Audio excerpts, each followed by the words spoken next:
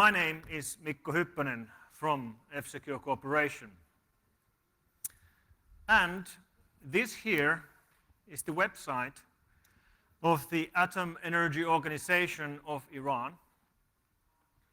A couple of months ago, I received an email, completely by surprise, out of the blue, by a researcher, an analyst, a nuclear scientist who was working there. And he emailed me because he wanted to inform me that once again their nuclear program has been breached. And he wanted the world to know about this. And in particular, he emailed me that there's some music playing randomly on several of the workstations inside the Atom Energy Organization of Iran. They were playing at full volume in the middle of the night, and the nuclear scientist believed the song was from the American band AC/DC, and the song was Thunderstruck. Now, I don't actually know if this really happened. I don't actually know if they were really playing Thunderstruck at full volume in the middle of the night at the Atom Energy Organization of Iran, but it's possible. What I do know is that these emails were indeed coming really from the Atom Energy Organization of Iran. I don't know why this guy emailed me. When I search with the guy's name, there is really a guy with this name. He is a real nuclear scientist. He's published several nuclear scientific papers about different effects of radiation and stuff like that. And he was exchanging email back and forth with me from the Atom Energy Organization. Now, assuming this really happened, let's assume for a second he's telling the truth, that this really was happening. Why would any attacker do this? Why would they start playing music at the middle of the night? It doesn't really make any sense, because they basically let the victim know that they've been pwned, they've been attacked, they've been had. Why would anybody do that?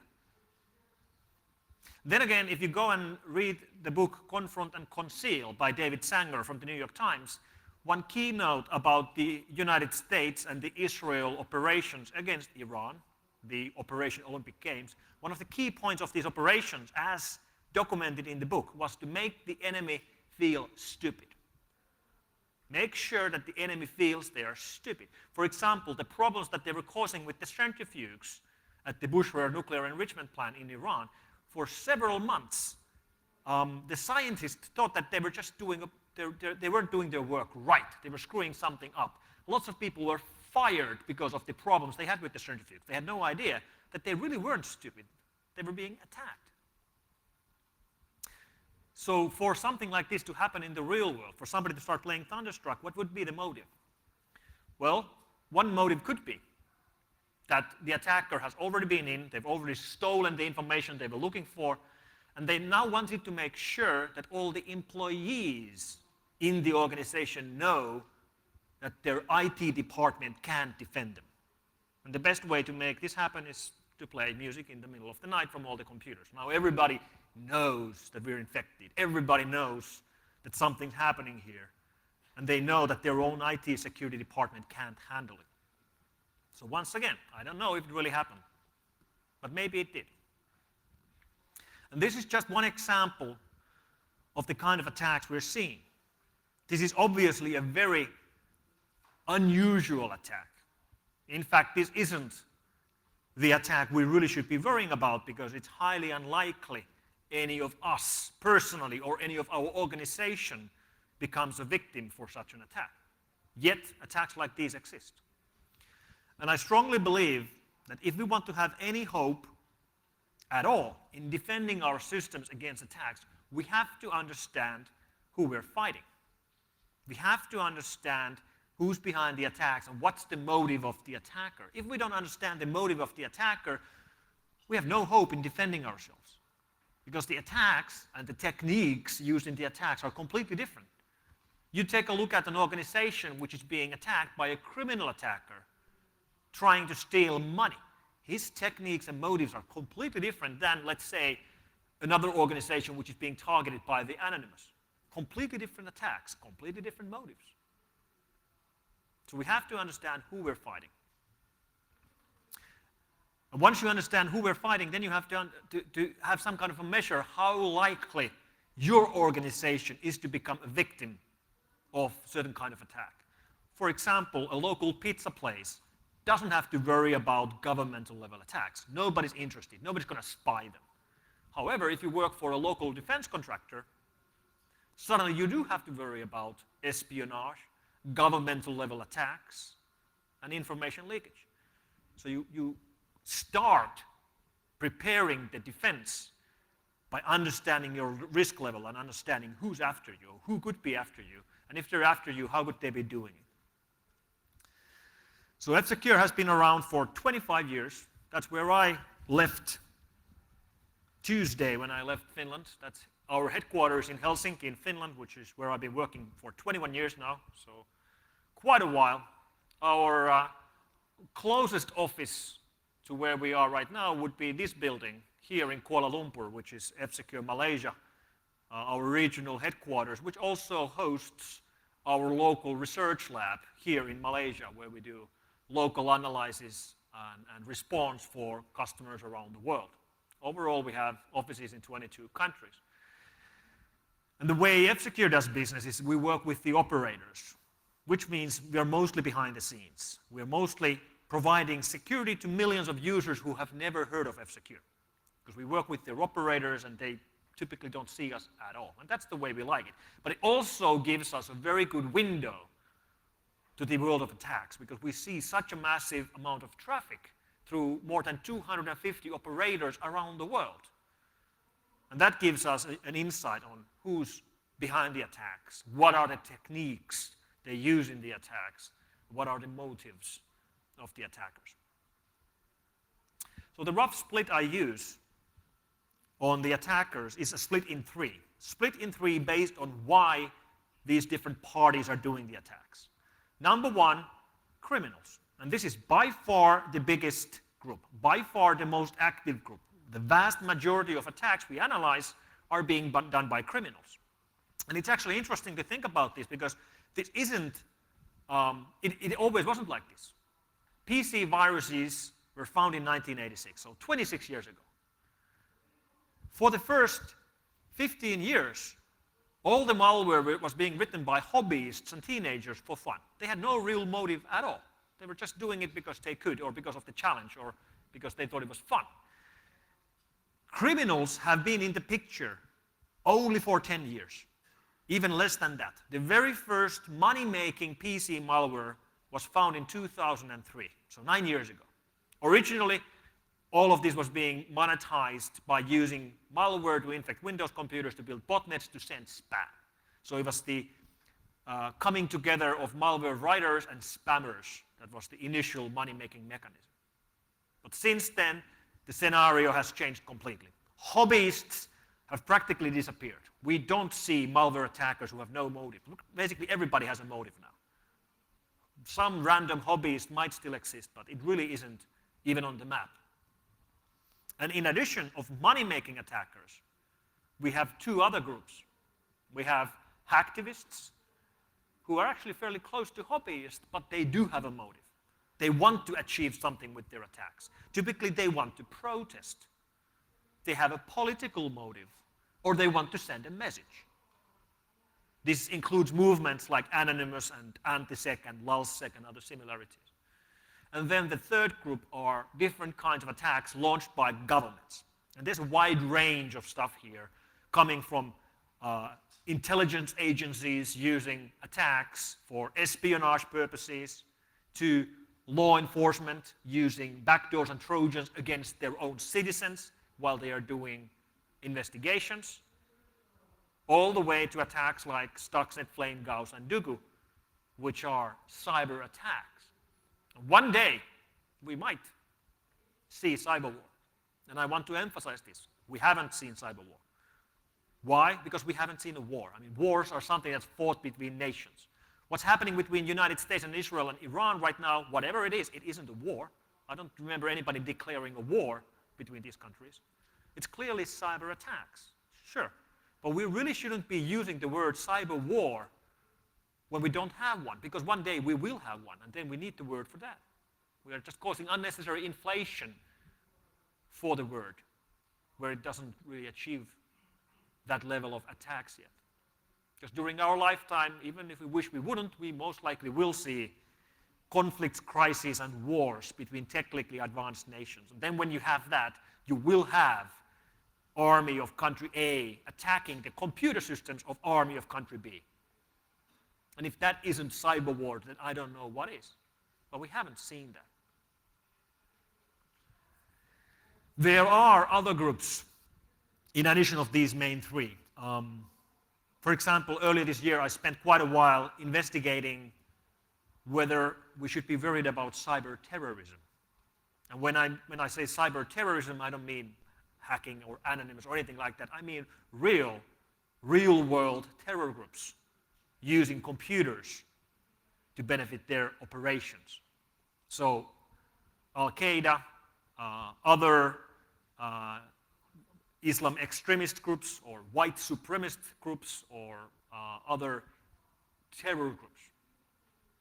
And throughout my research, well, it was easy to see that these groups, they all use computers, they all use the net. They communicate, they use their own encryption system. Al-Qaeda has their own encryption program they use to encrypt email connectivity. They use the internet to spread their message, they use it for propaganda, and they use it for recruitment. But that's not really cyber terrorism. Real cyber terrorism would be to actually do attacks, or at least assist attacks with some sort of cyber capability or cyber element. And that we really haven't seen. I did find individuals, especially in the Islamist extremist groups, who were clearly hackers and were using tools like Metasploit and Backtrack and were trying to teach others. But they were so few and far between that it really isn't a problem yet. Then again, it's only likely to get worse. But the basic split is this: criminals, hacktivists, governments. And criminals is the easiest group to understand because they do whatever they do to make money. And money is a very easy motive. I mean, we all go to jobs, we all go to work to make money. So if somebody can become rich by writing malware, well, somebody will do it. So let's take a look at some examples and cases of exactly how this works. How do the criminals get their hands on cash? So this is Matjas Skorjank from Slovenia, pictured at the courthouse in Slovenia while he went into court half a year ago for the Mariposa botnet. This here is Mihai Ghiata, pictured as he's exiting his Porsche in Bucharest, in Romania. He's related to this guy, another Romanian guy who's been tracking for quite a while. And this guy here is Vladimir Chachin from the city of Tartu in Estonia. Now, all these examples are Eastern Europeans, and these same countries keep coming up over and over again. Lots of organized criminal activity from Russia, from Ukraine, from Belarus, from Kazakhstan, from Romania, from Moldova.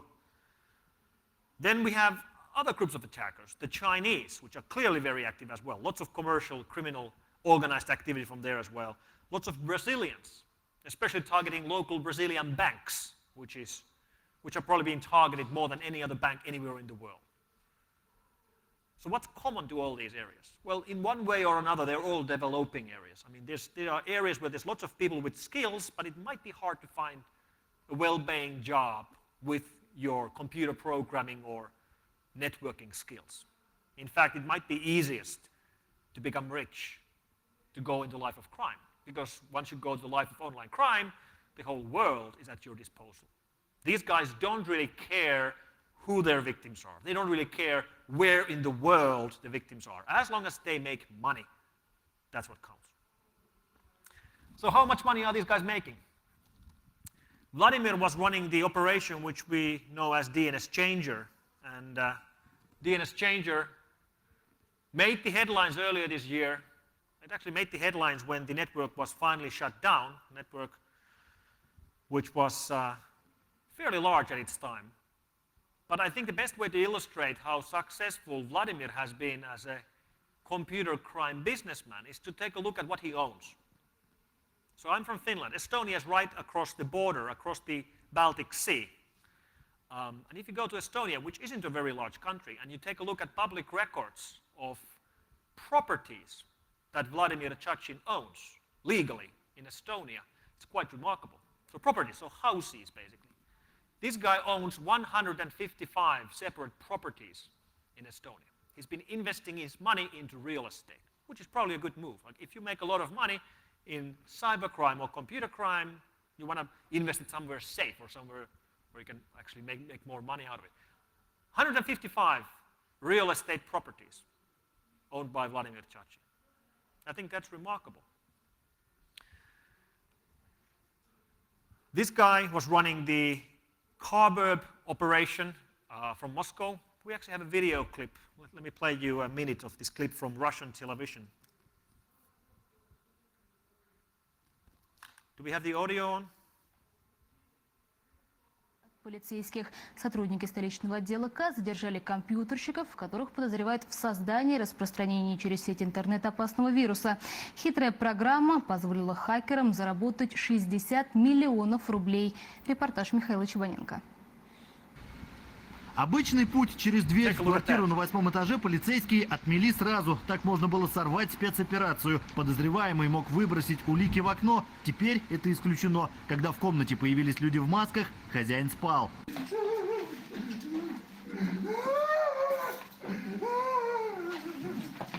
За этим мужчиной сотрудники управления К, они занимаются раскрытием преступлений в сфере компьютерных технологий, следили несколько месяцев. Подозреваемый вместе с сообщниками...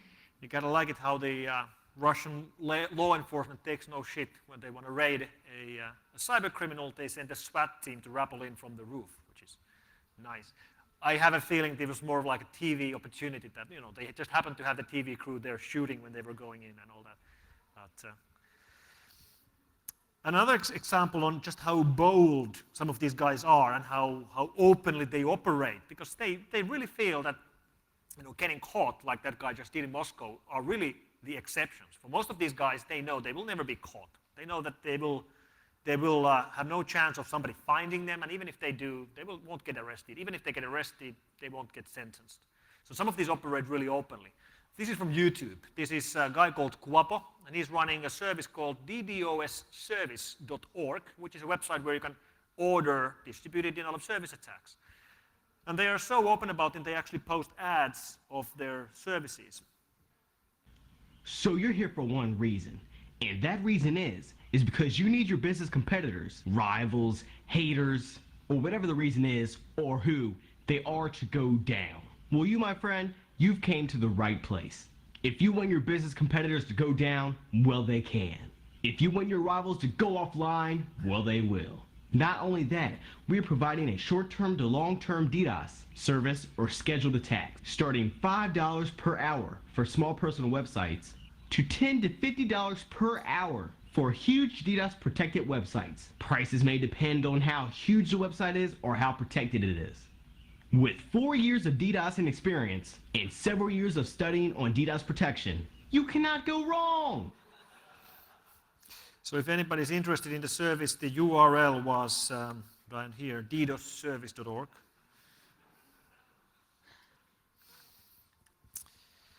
And many of these criminal attacks, or practically all of them today, are being distributed through the web.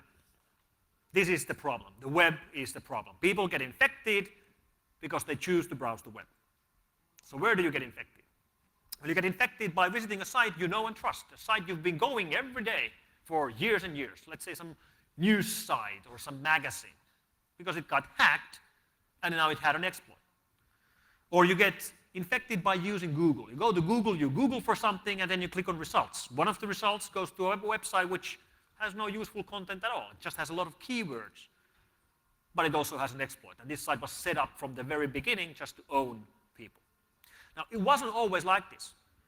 We've had other vectors, major vectors. For example, email and email attachments used to be the #1 way of getting infected. It isn't anymore. It hasn't been for 5 years. It's the web. We have some other routes, like USB sticks, which are a real problem, but they're nowhere near the amount of infections that are being caused by web surfing. And almost all of these infections through these websites are being caused by exploit kits. And the king of the hills of different exploit kits is Black Hole.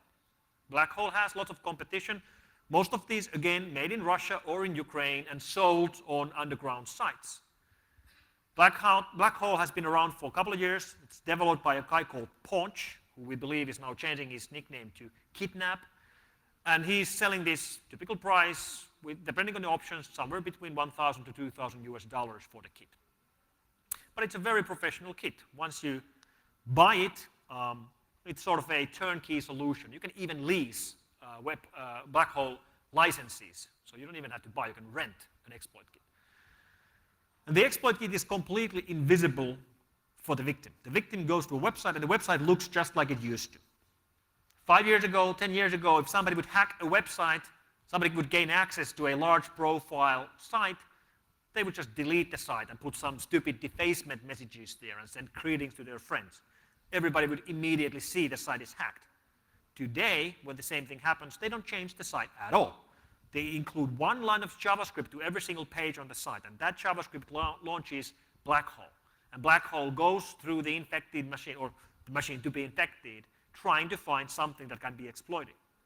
And this is very extensive. It goes through your operating system, your browser plugins and extensions, trying to find anything that could be exploited. And it typically isn't the operating system that has vulnerabilities, because most of these are Windows boxes, most of them are updated automatically through Windows updates or Microsoft updates. It even typically isn't the browser, because Firefox, Chrome, IE, they update automatically. It's typically the plugins. And this here, this is the administrator front end for Black Hole. So this is what the attacker sees. The victim never sees it. It's what the attacker sees. He gets real-time statistics on how many victims have visited the websites where he's running Black Hole right now. Real-time statistics and analytics on where they are coming, which country, which operating system, which browser, and how many of them were infected. And this system is very powerful. If you, for example, look at typical statistics showing that on this particular system, 16,144 visitors have become exploited because they had an outdated version of Java. Then maybe 2,000 more got pwned because they had an outdated version of the Adobe PDF Reader plugin. Some got owned because they had an outdated version of Flash, and so on. But this figure keeps on repeating. Over and over again, it's Java that's the problem. Let me be particular about this. It's not Java itself. It's the Java plugin in the browser, which is the problem. There's nothing wrong with Java, or Java as a language, or Java apps. It's the Java applets for which you need the plugin in your browser. I dropped Java from all of my production systems 2 years ago. I haven't needed it for anything. I recommend this to anybody of you. Some of you can't do it because you have some intranet system or maybe some online bank or something which requires Java. Then you might want to have a separate browser for that service only. And in your daily browser, you drop the plugin. You immediately reduce your risk of getting hacked by something like Black Hole immensely. But there's something else I wanted to show about Black Hole. If you look closer at the administrator front end, to get an idea of how popular Black Hole is and just how many attackers have bought and are using Black Hole, the best way to get an understanding of that is to pay attention at what's at the top of the screen. Because they have banner ads at top of the screens. So these are ads shown at the admin interface, which are only seen by the criminals. So there's enough criminals who bought and are using Black Hole that it's worth their while to actually run an ad network for criminal ads to the administrators of Black Hole administrator panels. And the typical ads, like here, they are selling hosting, bulletproof hosting in Syria, of all places, or mass domain registration service, which you can pay with Liberty Reserve, WebMoney, and Paymer, all anonymous money-moving mechanisms, for malware, for traffic, and the other things. So if you need lots of domains, these guys are willing to sell them to you. Can you just believe that? These guys run their own ad networks just for criminals, banner ads for criminals. That's the way it works. And in Black Hole 2, which was released a month ago, Paunch has now added new features. For example, it now separately detects mobile users. So if you browse to a website which has the exploit kit running with an iPhone, with an Android phone, with a Nokia device, you get put to a separate group. They don't launch exploits against mobile devices yet. But you could, for example, show rogue ads or something else to mobile users. And they also added support for Windows 8. And I especially like how they even added the right icon for Windows 8. That's Windows 8 users who have now visited Black Hole Exploit Kit. Then we have the ransom Trojans. So these are Trojans which will take over the computer and demand a payment to continue to use the computer. And many of these, the most popular of these right now, claim to be from the police. So your computer gets locked down with a message explaining that this is the police. We've seen that your computer has been used to store illegal MP3 songs and torrented movies. And you also seem to have child porn on your hard drive. And there's some terrorist motives found from your emails. And now the police has locked your system and you will have to pay a fine. The fine is typically 100 euros or $200. And this message keeps changing on where in the world you are. Right now, this toolkit supports 15 different countries. United States, Canada, and 13 European countries with local branding, with the name of the local police, translated to the local language. It's fairly well done. And the amount of money these guys are making, once again, it's significant. We know because we worked with PaySafeCard, which is the payment mechanism. These guys are actually moving money to their services. And I especially like a counter measure that PaySafeCard is now using to cut down with the amount of money being sent to these criminals. Because right now, if you go in many of the European countries, when you go and go to a kiosk and buy a PaySafeCard to send the ransom to these guys, the PaySafeCard receipt will automatically print a text which says that if you bought this card to pay for a fine for something that was shown to you on your computer, don't. It's fake. And that's very effective because that's the only way these guys actually get the money. And the victims will see the warning when they go and buy the card to pay the ransom. And of course, people have no idea that it's a Trojan. They think it's really the police. And it isn't the police. The problem is sizable.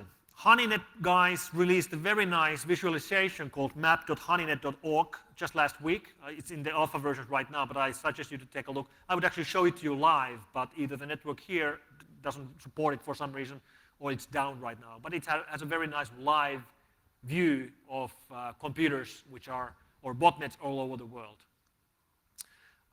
This was released 2 days ago by the researchers of University of California, San Diego. This is visualization on how the Sality botnet scanned through the internet around 10 months ago. They took 4 days and they scanned through the whole IPv4 address space. You can actually see the addresses here in the top corner. So they are going through every single IP address in the world. And you can see where the scanning is taking place. It's taking place all over the world. They were actually scanning for SIP systems, so voice over IP systems to be used for some exploit or some vulnerability which has been found from those systems. But it's quite remarkable. You can actually see the activity is very active right now. You can see here that they stopped for 3 days. So watch how the activity dies out right about now. And it just goes away. There's just some slight backscatter for a while. And then 3 days later, it jumps back up altogether. Another visualization we recently did in our labs, I really like this. This is real-time data. We actually use our real-time interface to see where in the world we are stopping malware. But one of the guys who was building the visualization part for this just thought it would look much nicer with this retro feel. So this is 2012. This is real-time data. These are real infections in the world. It just doesn't look like it. And then last week, we released a KML file of the key nodes of the zero-access botnet. Let me actually see if my Google Earth is operational. It is operational, but let's see if I can actually move around at all. All right, let's try zooming in. There we go. So the red dots are not computers infected by zero access. The red nodes are the key nodes. Well, they're infected machines as well, but you can think of them as supernodes. So they control the peer-to-peer network for the whole botnet. And this is a large botnet. It is sizable by any measure. Let's actually try to zoom out a little bit more. When you have more than 100,000 dots or key points in Google Earth, it starts to slow down. Even this 4-core laptop is barely able to keep up. But let's see if we can actually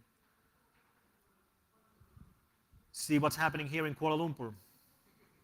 Yeah, well, I think it's just too slow. Well, you can find the KML file from our blog from fsecure.com/weblog, and you can look around it yourself. But there's plenty of stuff happening right here as well.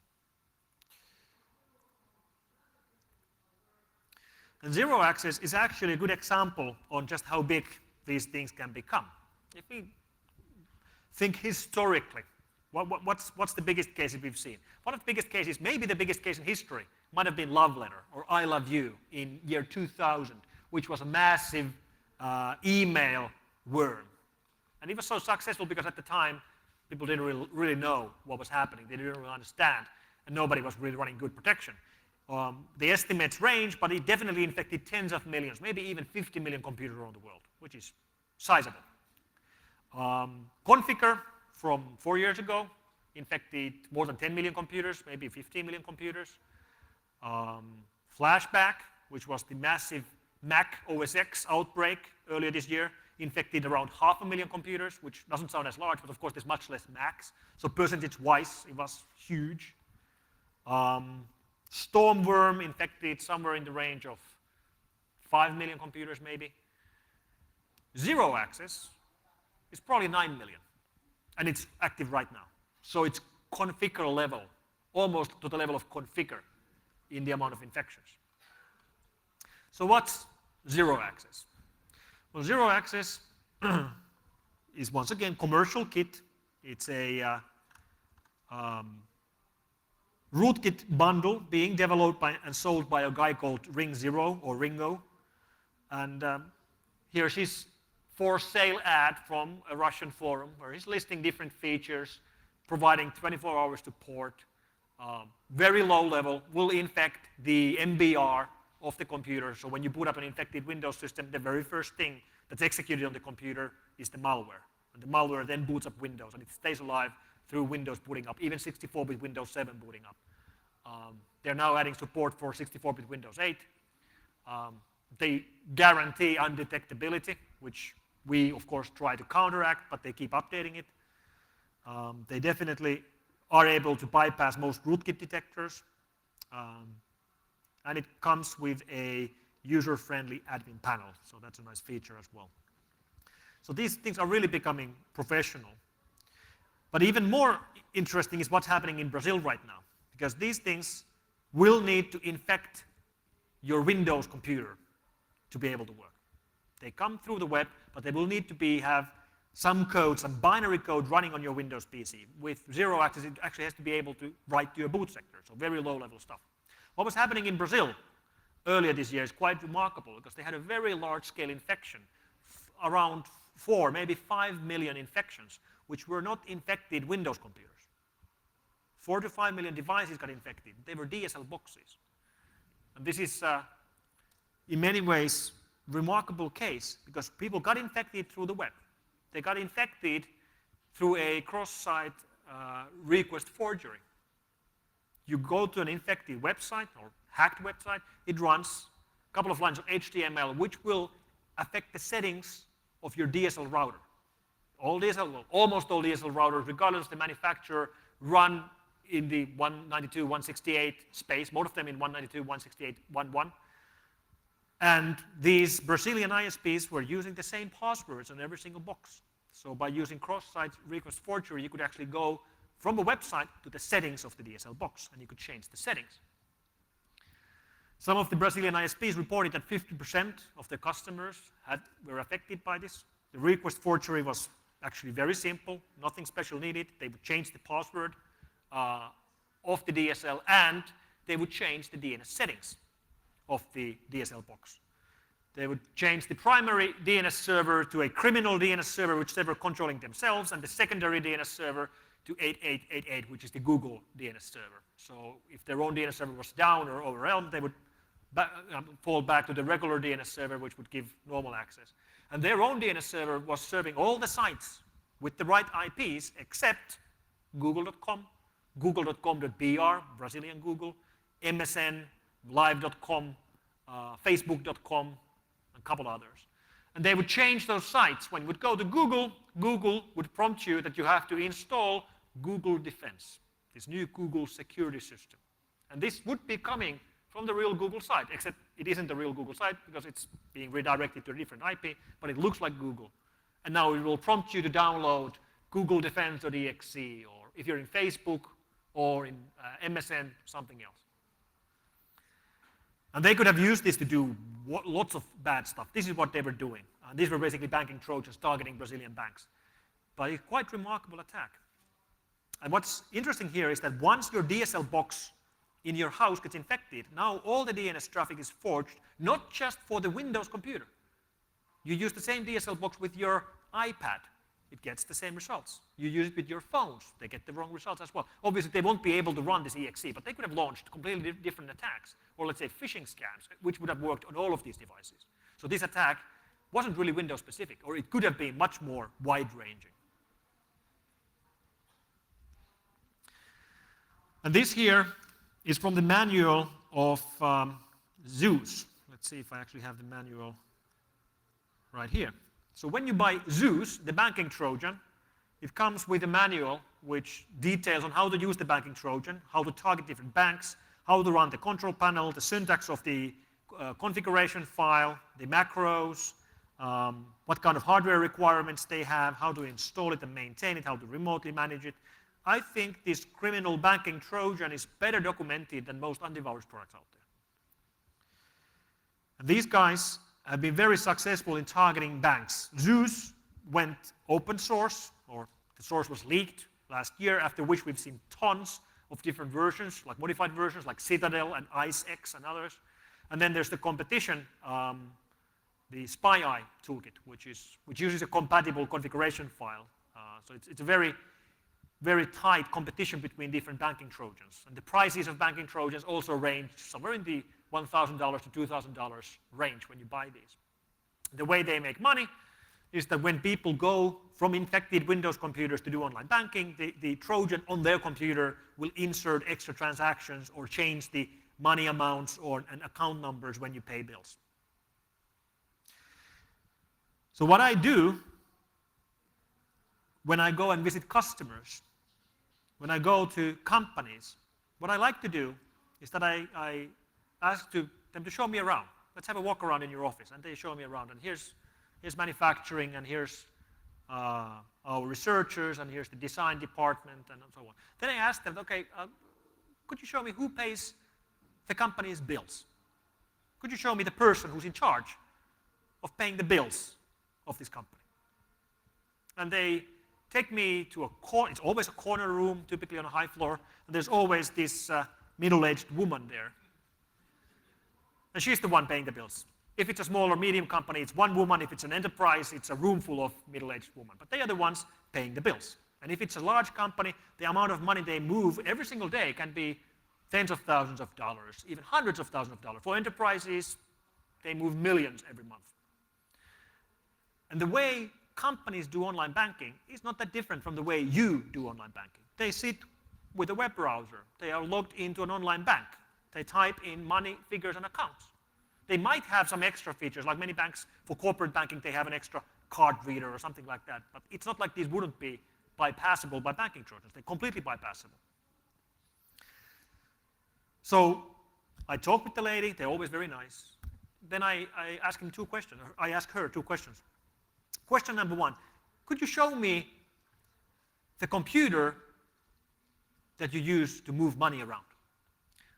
And she's a bit confused, and then she points at the computer on the desk. Well, right here. And then I asked, like, roughly how much money you move, and like, it could be $100,000 a month, or it could be $2 million a month, lots of money. And then I asked the last question, could you now show me the computer that you use to go to Facebook, and go to YouTube, and to surf the web, and to read your email? Could you now show that computer? And now she's even more confused, and she points at the same computer, and they almost immediately get my point. They're like, that's actually a stupid idea. Like, I'm using this computer to move millions every month. Computers cost like 200 euros or $300. Like, maybe it would be a good idea to have a separate computer just for paying the bills, and then another computer for doing everything else. But this never crosses their mind unless you really point it out to them. And I originally pointed this out years ago in a completely different scenario, because we were investigating a break-in where a professional poker player, a guy who plays poker for a living around the world, in the real world and on online casinos, he was hit by a Trojan, and he lost hundreds of thousands of euros because somebody had installed a Trojan on his computer, which gave them a screenshot feature. They could just take a screenshot of his screen and see his cards. And if we're playing poker and I know your cards, I'm going to win, right? So this guy lost hundreds of thousands of euros because of this. And the advice I gave to him was exactly the same. Like, come on, you are a professional. This laptop is your professional tool. Like, when you don't use it to play poker, you close it down and you put it into a safe. And then you have a separate computer for doing everything else. And if he was a millionaire, he could easily afford to buy 2 or 3 or 5 computers. Yet he was using this one computer to surf the web and look at videos and play poker with millions. So in many cases, it really isn't more complicated than that. And we aren't getting even this right.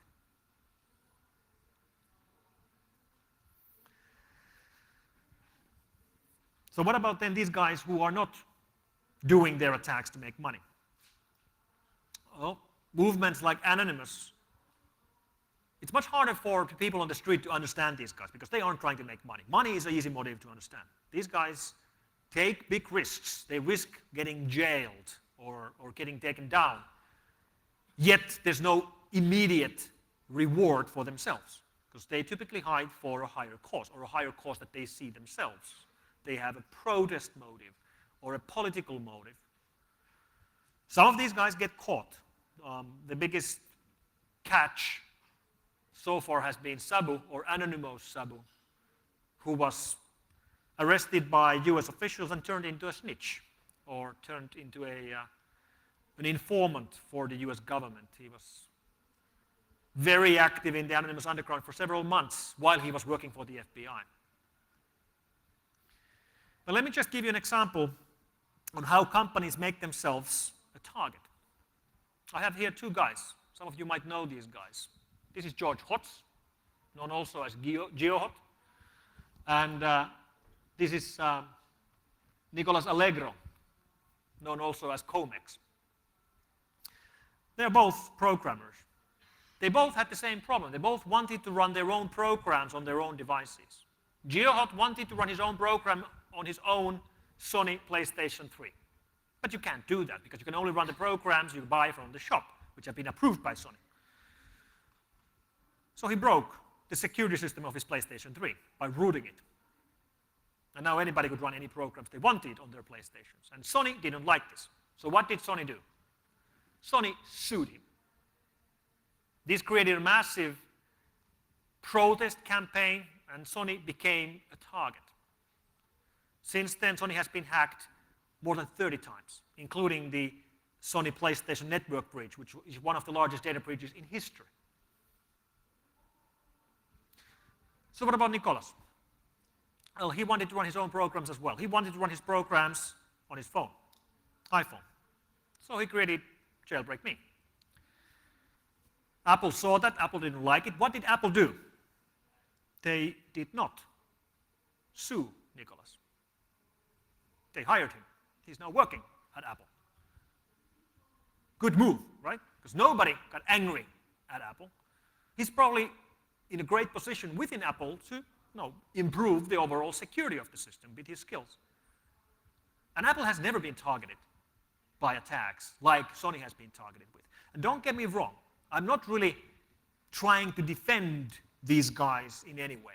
Because obviously what they're doing is criminal. What I'm just saying is that organizations which become targets of attacks like these, in many ways they made themselves a target, or they could have known beforehand that what we're doing right now will make us a target.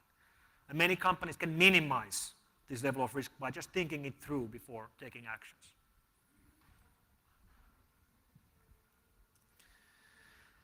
So what about governmental attacks then? Attacks which are not coming from criminals, which are not coming from hacktivists, but governments themselves. Attacks like what the German government has been doing against their own people, against their own citizens, where they hire Trojan authors and backdoor creators to work for the government, to write Trojans, which they then use to infect their own citizens during criminal investigations. Now, I don't see any problem with this, as long as the suspect turns out to be guilty. But if the suspect turns out to be innocent, this is a horrible breach of security and confidentiality. And I'm not really sure if we really want our governments doing this to us. And this also brings us to the next question, which is, what should antivirus companies do by attacks like these? Like when it's government, when it's the police using the Trojans, should antivirus companies look away and allow them those Trojans to run so the police can use it? Because if antiviruses detect them, the police can't use them. Hell no, we shouldn't. We should try to detect them, and that's what we do. We've never been approached by never law enforcement agency asking not to detect their Trojans. But if they do, we won't comply. We will detect their Trojans because we believe this is what our customers want. When our customers come to us, and we would give them the option. Here's an antivirus which detects everything we know. And here's an antivirus which detects everything we know except the police Trojans. Which one would you like to buy, right? Then we have the attacks like APTs, which are typically used for espionage purposes, in most cases by governments, targeting other governments, or targeting private sector in other countries, targeting defense contractors. And they are almost always launched with booby-trapped emails in spoofed email messages which look like real messages and contain realistic-looking document files like these. These are all examples of booby-trapped files, Word, Excel, PowerPoint, and PDF files. And when you open these files, you get owned. They look real, they act real, but they contain an exploit which drops a backdoor. And by the time you have this on your screen, you have already a backdoor on your system, a backdoor connecting back to the attackers, and they gain access to whatever you have on your computer and in your local area network.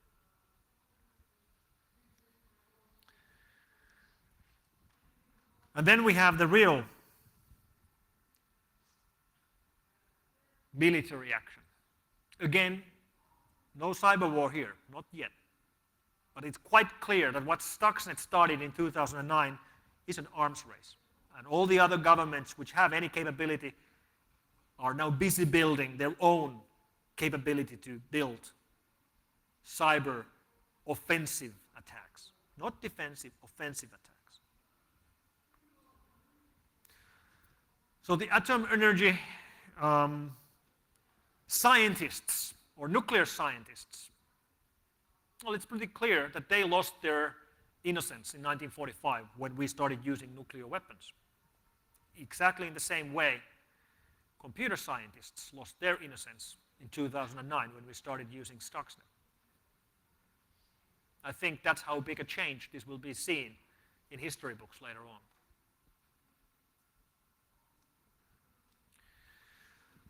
So back to Iran, back to AC/DC and Thunderstruck. The Atomic Energy Organization of Iran, it's actually interesting when you go to Google Maps and you, for example, look at the Bushehr nuclear power plant. Google Maps labels like, here's the ventilation chimney, Here's the solid waste building, electrical building, turbine building, emergency feed water building. Like, what the hell? How can Google Maps have this information? But they do. I took the screenshot yesterday. Looking at some of the research material Atomic Energy Organization of Iran is putting out, they actually have pretty extensive nuclear research capability. And I was actually interested to find from the website of the Atomic Energy Organization of Iran, they have actually a statement, official statement, which says, somewhere around here, it says Mikko, Hypponen, and F-Secure. And they say that these claims given by Mikko, Hypponen about Thunderstruck playing in their computers is patently false. This hasn't happened. They deny any acknowledgement of anything like this ever happening. But like I said, we don't know. But it is interesting that when we look at the latest malware which has been used by the United States and Israel against Iran and some other Middle Eastern countries, because we have Stuxnet, Flame, Duku, and Gauss. Gauss was found 3 months ago. Gauss doesn't try to explode centrifuges or anything like that. It's just an information gathering tool. And it encrypts the network traffic when it's sending it out from the computer. And the encryption isn't very strong. It's actually a 16-bit XOR. And the value it uses for the encryption is AC/DC. Now, that could be a coincidence, right? If you take the code and look at it, that's what it is.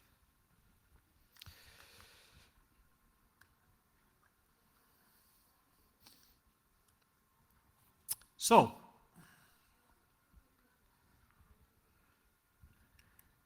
we have a hard time detecting malware like Flame.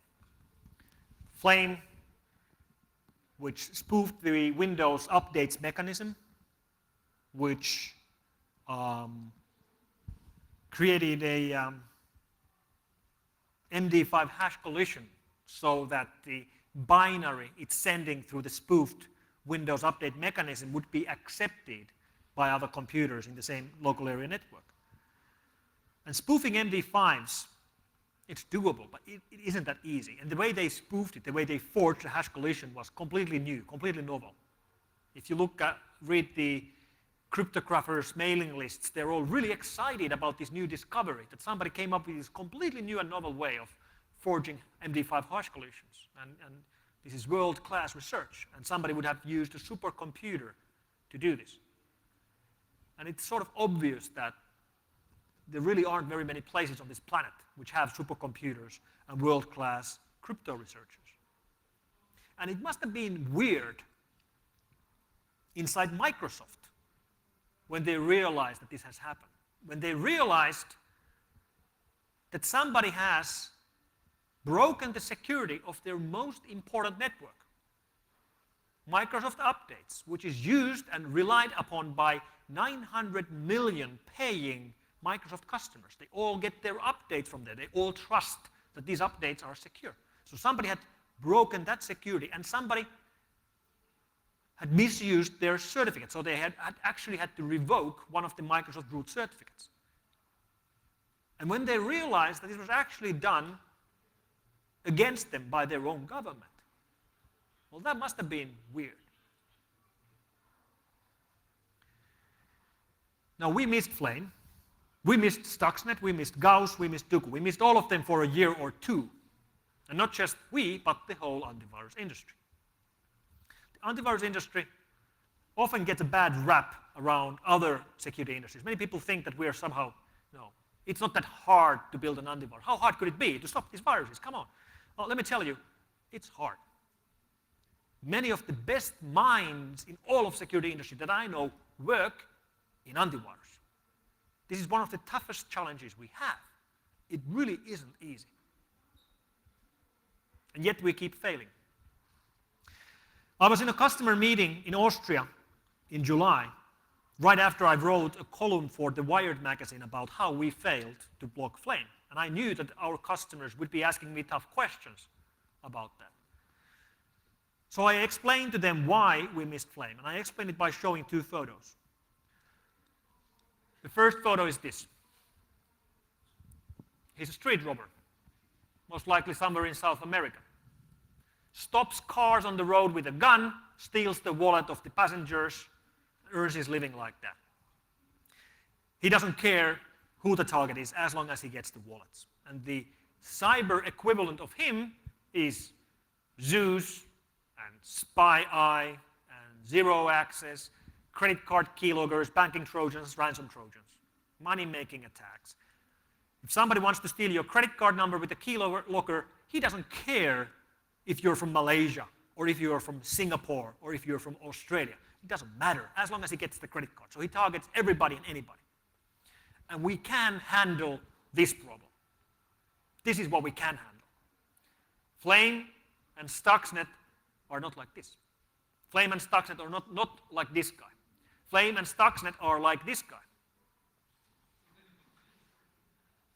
James Bond, with the unlimited budget, no budget, with the greatest technology, greatest and latest technology in the world, with unlimited resources. And if James Bond wants to kill you, James Bond will kill you, right? It doesn't matter if you run and hide, he will find you. It doesn't matter if you have a helmet and a bulletproof vest, he will kill you anyway.